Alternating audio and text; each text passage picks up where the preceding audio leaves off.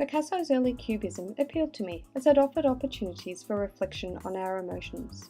I read a book to learn more about Picasso and found that his style had changed many times during his lifetime. This appealed to me as it complemented my unit's theme of developing an understanding of our emotions, which are dynamic, often changing. I found a ceramic plaque that was inspirational, offering opportunity to communicate feelings or something about our identity or attitude or even our culture.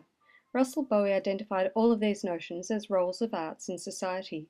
The Auswell's cross-curriculum priorities of Aboriginal and Torres Strait Islander histories and cultures can be embedded in this task, as individuals can, in the Auswell's words, express their ways of being, knowing, thinking, and doing.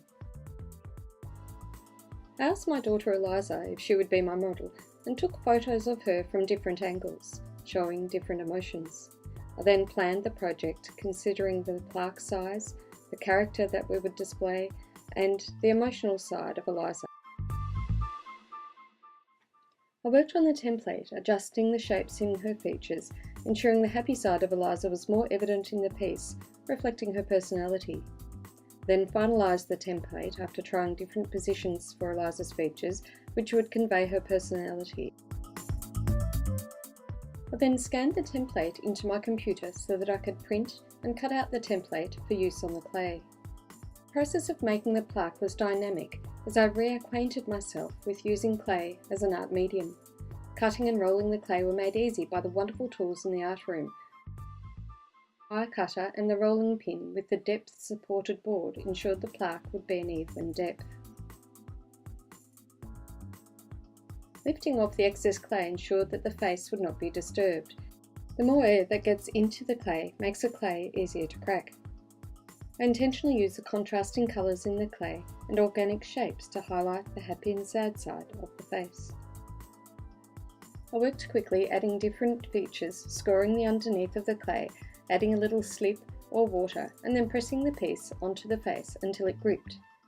To seal the shapes onto the face, I worked around the shape with a tool, blending the clays and then smoothing it with my fingers.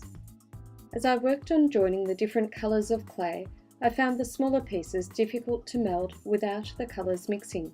I decided to discard the second teardrop and fringe, using line instead.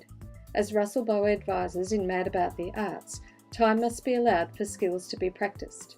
Time is something I will provide my students, but not enough was available for me at this point. The ear plays an important part in conveying the theme or message of this piece, as it is often something we hear that can sadden our feelings. It was therefore pertinent that the ear was the same colour as the sadder side of the face, as Eliza's sadness is often at a time when she feels bullied. The greenware clay plaque then required 2 days to dry, followed by a bisque firing at 960 degrees in the kiln to turn the clay into a ceramic material.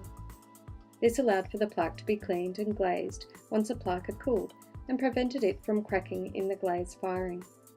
Once the glazes had completely dried, the plaque was glaze fired at 1200 degrees Celsius to finalise the artwork.